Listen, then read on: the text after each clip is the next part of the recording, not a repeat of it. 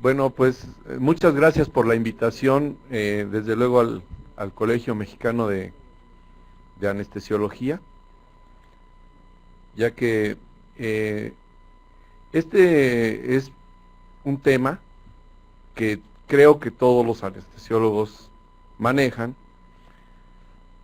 Creo que todos los anestesiólogos, por lo, aunque sean muy jóvenes y los que aún son residentes, ya manejan ampliamente a sus pacientes con trauma de cráneo. Yo pediría de favor, si es posible, que levantara la mano alguien que no haya manejado un paciente con trauma de cráneo. Todos, ¿verdad? Y me gustaría mucho, nada más para hacer una encuesta, si me dicen eh, cuántos de ustedes manejan a los pacientes con trauma de cráneo con un esquema de líquidos restrictivo para el edema cerebral. ¿Nadie se atreve? ¿Sí? Gracias. ¿Quiénes los manejan con líquidos en forma generosa? Son algunas cosas que vamos a revisar, por eso lo comento, y es parte de hacer un ensayo sobre qué estamos haciendo y tratar, dentro de lo posible, que es uno de los objetivos de las sesiones, de unificar los criterios para que los manejos estén más o menos homogéneos, independientemente de qué institución o qué hospital los maneje. Si ven de allá, no los tapo, porque, está. No, pues muy alto. Bueno, si no veo. Bien, entonces vamos a dar inicio. Esto es parte de un curso que se da anualmente, en donde la Secretaría de Salud del Gobierno del Distrito Federal beca a médicos egresados de la residencia de anestesia para que hagan un año de anestesia en paciente politraumatizado grave.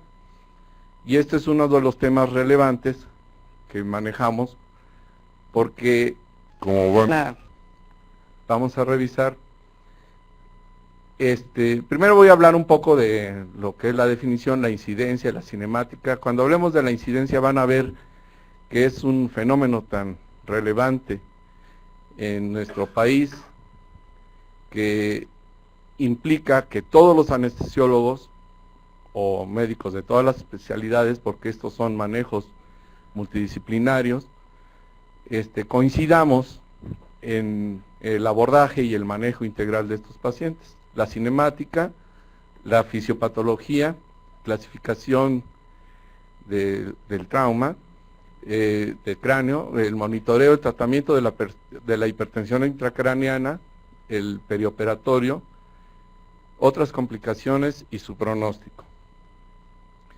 Bien, empezamos por la definición, y es una situación clínica determinada por una acción violenta, directa o indirecta, que es inducida por un agente traumático sobre la cabeza o sus componentes anatómicos, y que pueden producir déficit neurológico permanente o transitorio, pero además se puede asociar a lesiones de órganos vecinos, como en este caso lesiones cervicales o faciales, que son muy relevantes para el abordaje de la vía aérea.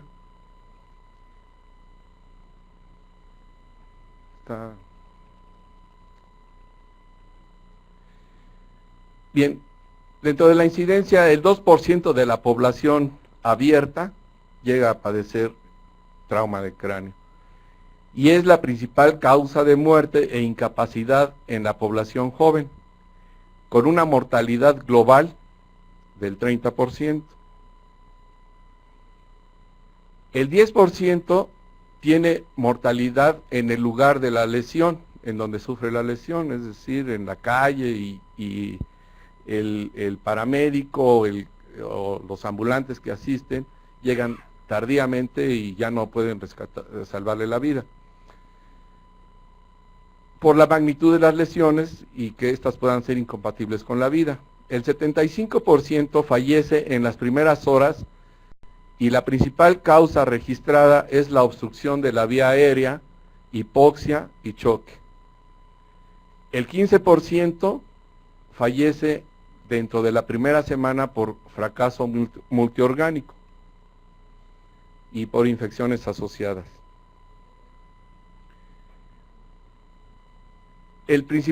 La principal complicación temprana es el hematoma intracraneal. Entre el 40 y 45% se da en el traumatismo craneoencefálico severo, entre el 3 y el 12% en el moderado, y 1 de cada 500 pacientes llega a tener esta grave complicación aún con traumatismos leves. Desde luego puede haber daño e hinchazón tanto de las estructuras que van hacia adentro del cráneo como de las que van hacia afuera, y entonces cuando se dañan los tejidos blandos contiguos es cuando tenemos problemas para el abordaje de la vía aérea, y desde luego el daño hacia los tejidos blandos dentro del cráneo nos provocan las lesiones más graves neurológicamente. Hablando un poco de la cinemática, desde luego se aplica la ley de Newton, en donde se dice que una fuerza externa sobre la superficie del cráneo, con impacto sobre la estructura dura que es la bóveda o la base, o bóveda y base, y secundariamente se da sobre las estructuras blandas que componen la masa encefálica, cuya textura, ustedes saben, es gelatinosa. Y a determinada magnitud se promueve una lesión directa con desplazamiento de estructuras elásticas y blandas. Y esta es la citada ley de Newton, en donde la energía cinética es igual a la masa multiplicada por la velocidad al cuadrado.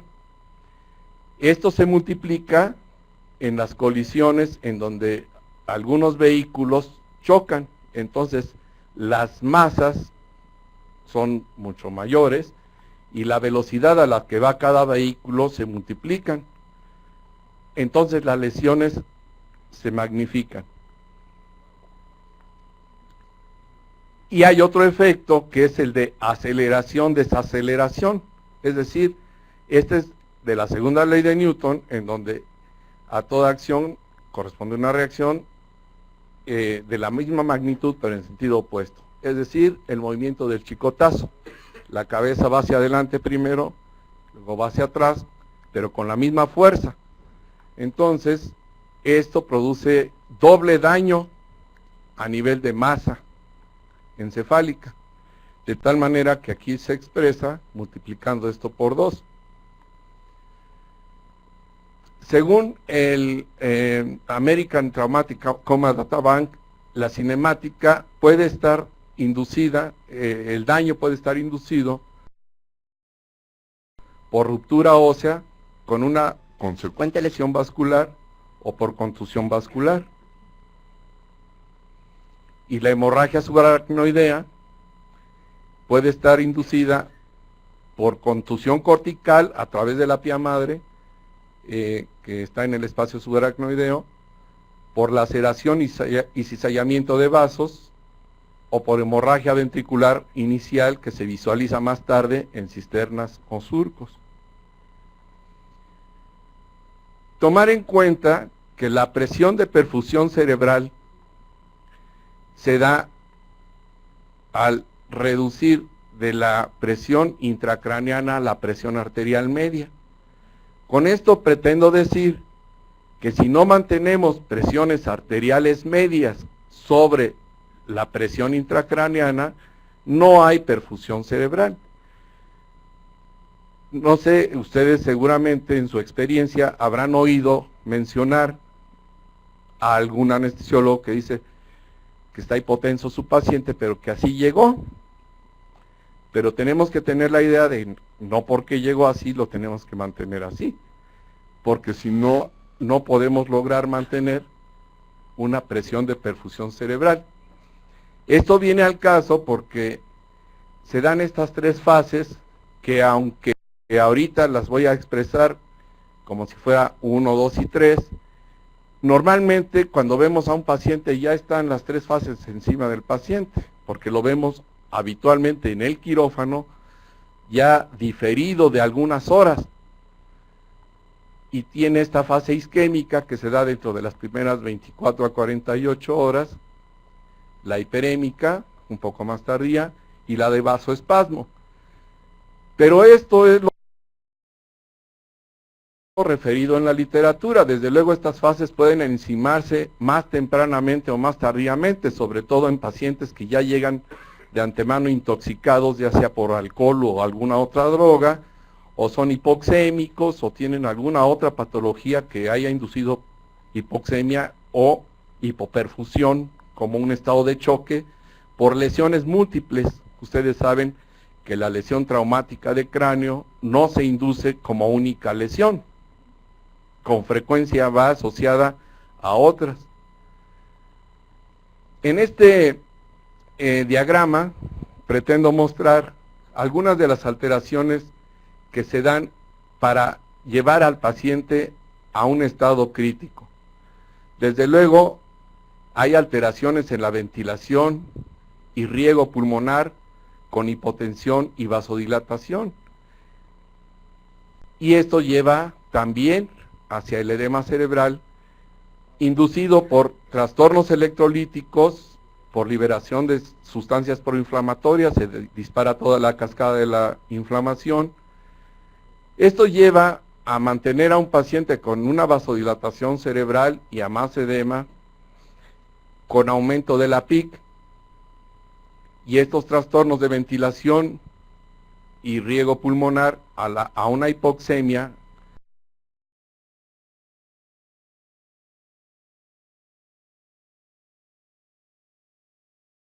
a una acidosis metabólica que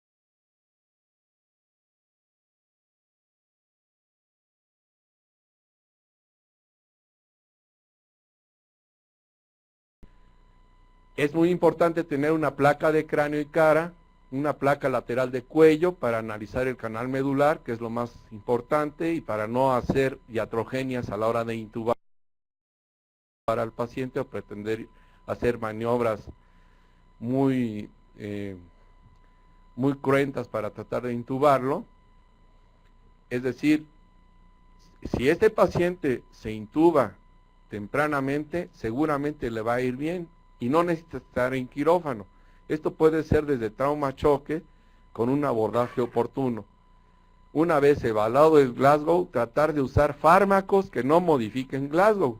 Es decir, tratamos de evitar algunos fármacos benzodiazepínicos o barbitúricos y tratamos de usar fármacos que no modifiquen mucho el Glasgow. Estamos hablando más de morfínicos, que es lo que sí requiere el paciente, pero sí estar atentos a su estado de conciencia, que nos permitan a nosotros evaluar su estado de conciencia.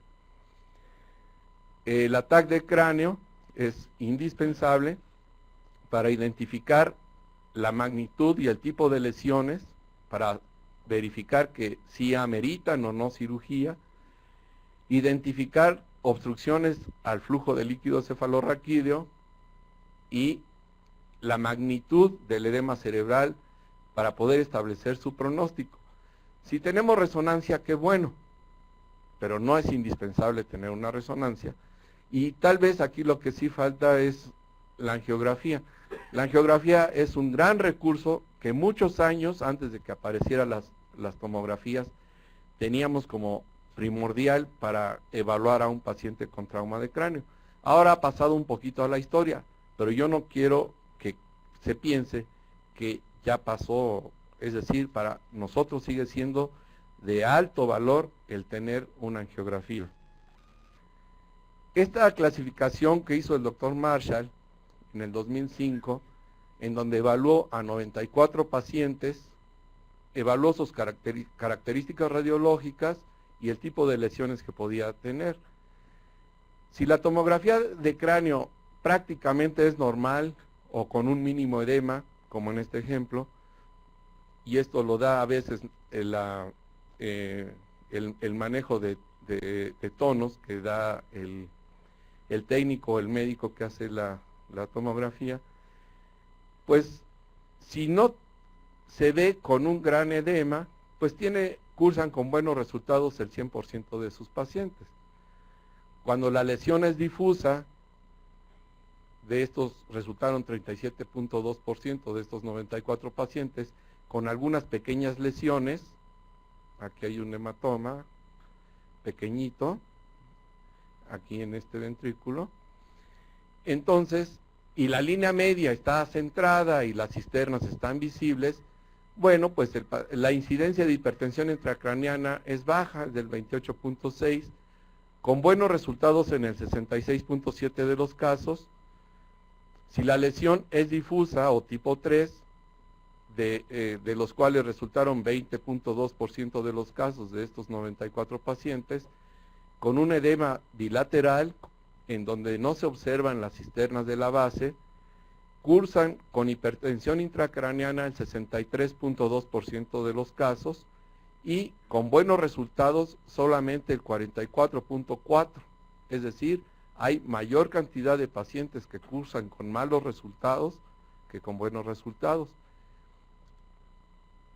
La lesión difusa tipo 4, de los cuales se encontraron 2.1% de los 94 pacientes, con un gran edema cerebral, en este caso unilateral, con bloqueo de las cisternas, de surcos, ¿verdad? La línea media está desviada a más de 5 milímetros. Esto nos habla de un problema muy severo de edema cerebral localizado. La incidencia de hipertensión intracraneana es del 100% y cursan con malos resultados el 100% de los pacientes. No decimos que hasta la muerte, pero no con buenos resultados.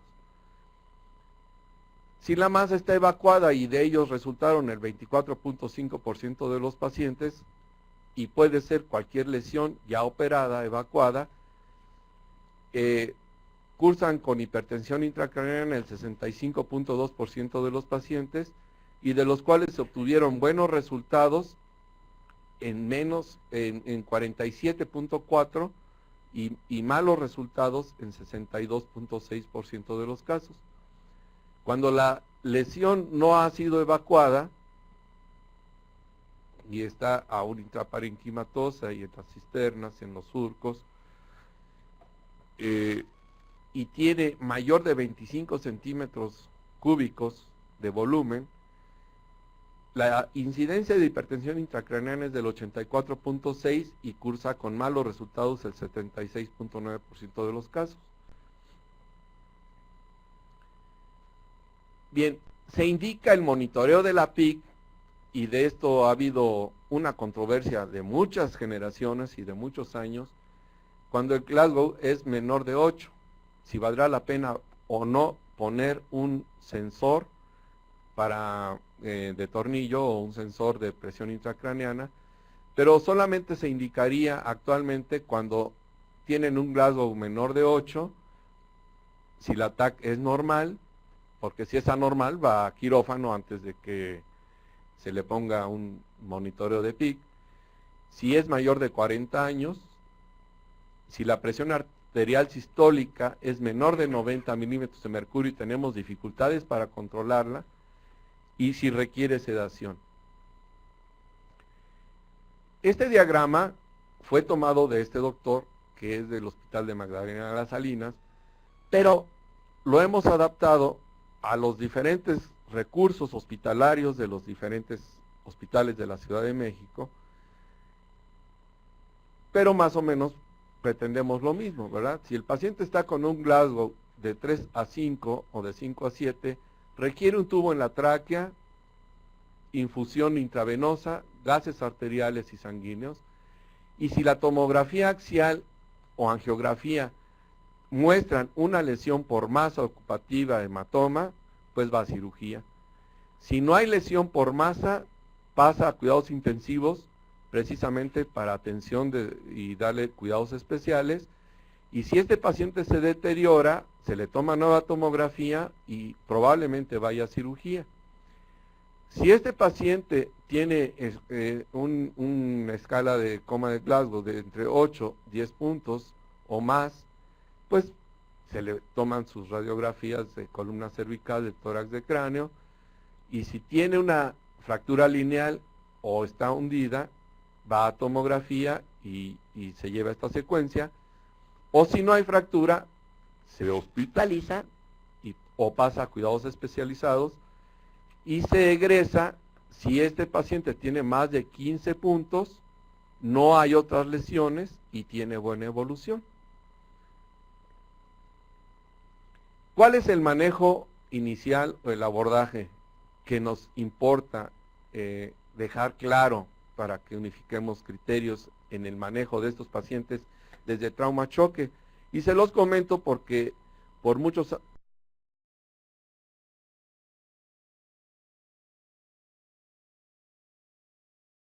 años hemos comentado que el anestesiólogo ya dejó de estar necesariamente siempre en el quirófano esperando al paciente. Debe de ir a ver a su paciente a trauma-choque o a terapia o a donde esté el paciente, evaluarlo y evaluarlo en forma multidisciplinaria o interdisciplinaria junto con los otros médicos que van a participar en el procedimiento, es decir, con el neurocirujano y tal vez con el intensivista. Y con el urgenciólogo, por supuesto, que es el médico que recibe al paciente. Vigilar vía aérea, su respiración, su circulación, sus capacidades o su pérdida de capacidades neurológicas, y reexplorarlo, exponer todo para poderlo explorar correctamente. Y esto estar revisándolo periódicamente, y para monitorizarlo en forma adecuada hay posibilidades de poner un sensor de oxígeno en la yugular, en el seno de la yugular. Este sensor de Keith Smith es pacientes, ojalá y lo conozcan, es muy importante aprender a ponerlo, digo, hay que meterlo en la vena yugular, no es nada difícil, o hacer un Doppler transcraneal, lo cual es un recurso que puede no haberlo en todos los hospitales. Mantener buena oxigenación cerebral local, es decir, medida a través de un Doppler transcraneal, y de sus metabolitos. Hay veces que por la yugular podemos medir el ácido láctico y de esa forma estar monitorizando si hay gran producción de ácido láctico a nivel cerebral, se obtiene en el seno de la yugular y se hace evidente que este paciente tiene una lesión que está poniendo en peligro toda esa masa encefálica, que tiene una gran respuesta inflamatoria y que va mal el paciente, y con potenciales evocados, que es un recurso que tampoco tenemos en todos los hospitales, por supuesto. Esta es la teoría de Monroe-Kelly, que nos habla de un concepto volumétrico que debe de tener un valor fijo, es decir, el cráneo es una estructura que no es distensible, por lo tanto, su contenido debe de tener un volumen fijo. El aumento de un compartimento intracraneal por un efecto de masa descompensa a los componentes que lo contienen, y entre ellos son el líquido cefalorraquídeo, el flujo sanguíneo o la compresión del tejido cerebral. Y este es el modelo tricompartamental del que les hago el comentario, y esto es lo que sucede cuando hay un hematoma traumático con un efecto de masa sobre cerebro, líquido cefalorraquídeo y bloqueo del volumen sanguíneo cerebral. Esta es la maniobra adecuada de intubación, manteniendo el eje cráneo-cervical sin desplazamientos. Este muchacho fue residente ahí en mi hospital y después hizo cuidados intensivos y creo que sí aprendió bien la maniobra de la intubación. Esta es una laringoscopía que con frecuencia ya en otras ocasiones les he mostrado qué es lo que quisiéramos ver. No meter el tubo a donde se pueda, no. Aquí primero estar seguros que es la laringe y que ahí va a ir nuestro tubo al intento más temprano posible. Y después, al salir del quirófano, dejarle garantizado al paciente tanto la vía aérea como la estabilidad cervical. Y desde luego aquí ya está en una posición de elevación a 30 grados, semi-Fowler. ¿Cuáles son los objetivos perioperatorios para tener a este paciente en buenas condiciones, se opere o no se opere? Pero en el perioperatorio, entre que aclaramos y llegamos al diagnóstico de certeza, etcétera, tenemos que mantener una presión intraventricular de menos de 20 milímetros de mercurio con una tensión arterial media, ojo, por arriba de 90 milímetros de mercurio. Y estos conceptos son importantes tomarlos en cuenta porque en ocasiones el paciente anda con tensiones arteriales bajas, lo cual impide la presión de perfusión en la zona dañada, y pues así me lo entregaron o así venía, y ya saben ustedes que muchas veces los neurocirujanos son dados a manejar esquemas de líquidos restrictivos. No es un comentario en donde yo me esté quejando de ellos, ¿no? Lo que procede es comprender que mientras no se drene esa masa no evacuada dentro del cráneo y tengamos ese efecto de masa y obstrucción al drenaje arterial o a la irrigación arterial, la presión arterial media debe de ir por arriba de 90 milímetros de mercurio, sea con líquidos o sea abordarlo primariamente con apoyo inotrópico ya, con aminas o con lo que normalmente hacemos, que es con dopamina, dobutamina o norepinefrina.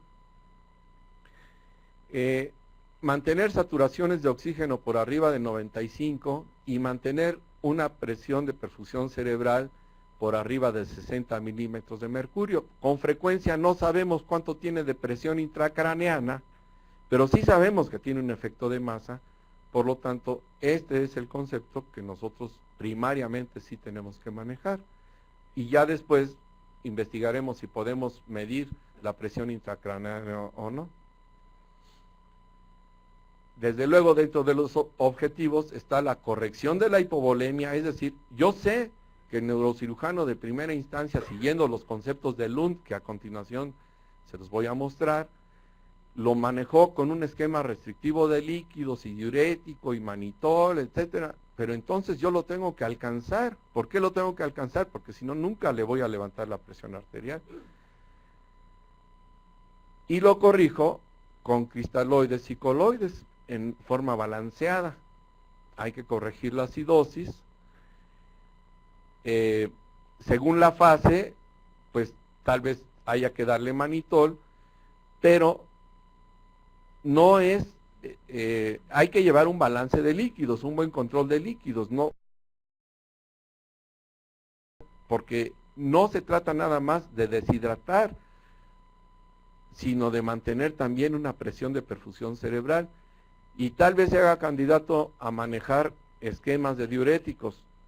Eso está bien avalado, pero en el transanestésico, que el doctor Conrado Huerta ya hablará de eso, de primera instancia tenemos que corregir en el perioperatorio, es decir, antes de que llegue al quirófano y después de su egreso de quirófano. Si queremos mantener la presión de perfusión, pues tenemos que corregir la tensión arterial del paciente.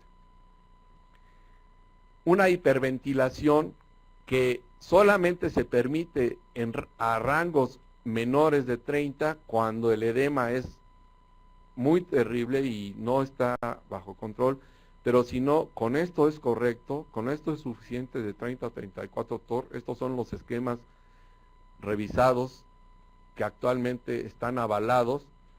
Ustedes saben que para hacer estas revisiones nos metemos a la biblioteca Cochrane y solamente comentamos lo que está avalado por medicina basada en evidencias. No les voy a comentar nada que no sea avalado por medicina basada en evidencias, siguiendo la corriente actual. No está autorizada la hemodilución para estos pacientes, es decir, deben de mantenerse hematocritos por arriba de 30 y con hemoglobinas por arriba de 10, transfundir lo suficiente y monitorear con pruebas de coagulación. Es muy importante porque ya dijimos que se libera tromboplastina ística. Y les hablaba hace rato de fármacos que sí se están autorizados desde antes de entrar a cirugía y para que puedan tolerar un tubo en la tráquea, pero a lo mejor yo necesito estarlo explorando, entonces no necesito deprimirlo neurológicamente, necesito que no tenga dolor y necesito que me tolere el tubo en la tráquea y necesito ver si su Glasgow se modifica o no. Entonces el fentanil es una muy buena alternativa, remifentanil, en infusión, nalbufina o buprenorfina. El caso es que el paciente pueda tolerar y ser monitoreado clínicamente. El mantener analgesia y sedación en el periodo perioperatorio es sumamente útil. No quiero un paciente excitado, quitándose el tubo, arrancándose las ondas. Así no se maneja un paciente, obviamente. Se maneja con apoyo mecánico ventilatorio y si es necesario, porque ya fue revisado ampliamente por el neurocirujano y se justifica porque no puedo controlar al paciente, pues sí, tendré que relajarlo, pero primero sedarlo, no relajarlo sin sedarlo. Si puedo ponerle un monitoreo BIS, sería excelente, o potenciales evocados, que no es fácil, ni en trauma choque, ni en el, por lo menos no en quirófano, pero sí el BIS, o monitoreo con evaluación clínica continua, es decir, necesito un fármaco tipo desmetomidina, nalbufina desmetomidina, desmetomidina fentanil, el que ustedes indiquen. Creo que aquí no tenemos por qué forzar al anestesiólogo a usar un solo esquema. Él utilizará lo que juzgue conveniente. La idea es que no modifique mucho su Glasgow, o que si uso un fármaco pueda suspender su infusión, poderlo valorar y después continuar su infusión para poder monitorizar al paciente en cuanto a escala de Glasgow. Hacer una inmersión suave o mantenerlo sin toser y sin esquema, sin irritación sobre la tráquea, en posición de semifowler a 30 grados, y ya después de la cirugía, pues tener una convalecencia con un apoyo nutricio oportuno y adecuado. Estos son los esquemas que les decía, los de Lund, que son manejar a los pacientes. Esos son los planteamientos terapéuticos en los pacientes con trauma craneoencefálico, y para prevención y tratamiento de la hipertensión endocraneana están estos conceptos de Lund, que es la terapia dirigida a mantener disminuidos los volúmenes intracraneales, que es a partir del manitol, del diurético, del furosemide, y hay otras drogas que históricamente se han usado, como la cloropromacina, y de ahí salieron algunos, que si la ergotamina, etcétera, y de ahí salió después por derivación el supuesto manejo para cefalea pospunción. Otro día ya platicaríamos de esos temas, pero nacen de aquí, de la terapia inducida por Lund. Y Rosner, que no es que sea opuesta, pero es otro criterio. Este es el de mantener la tensión arterial media alta, mantener la presión de perfusión, con el fin de que la zona isquémica, la zona de penumbra, la zona de sufrimiento, se encuentre bien perfundida. Y la Bryan Trauma Foundation ha dado pauta a una terapéutica escalonada, es decir, empezar con esto, seguir con esto, y si no da resultado, seguiríamos con las medidas de ventilación, etcétera. El caso es ir escalonando a manera de que el paciente sí mantenga una ventilación, perfusión y finalmente una perfusión cerebral adecuada. Y hay otras terapéuticas guiadas por European Brain Injury Consortium, que son de acuerdo a la saturación de oxígeno en este sensor que se coloca en el seno de la yugular.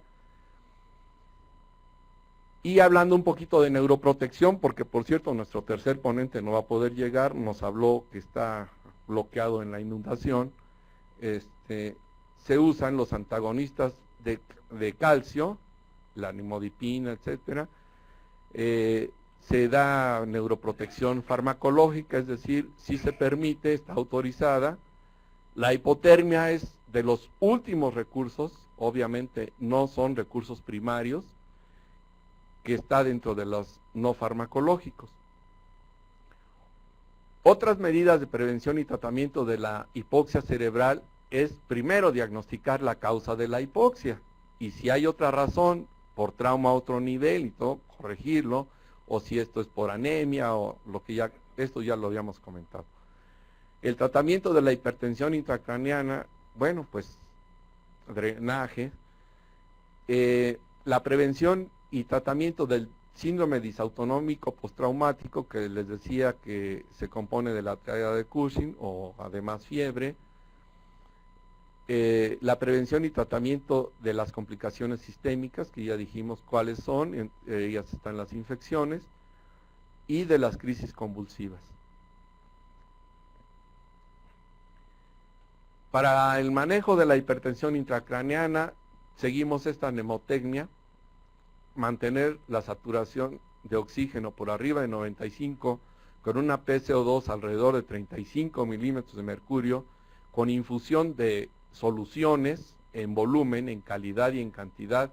Hay trabajos muy interesantes sobre soluciones salinas hipertónicas, que ahorita no me voy a meter a fondo a esto, pero, y además comercialmente no las tenemos en México, pero hay buenos trabajos que nos dan la pauta para usar esto en el futuro.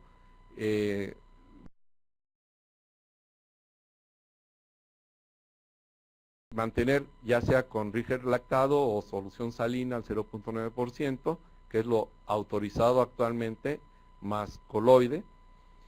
La presión por arriba de 90, esto quisiera dejarlo como mensaje grabado. Elevación de la cabeza con un semifowler a 30 grados, analgesia y sedación.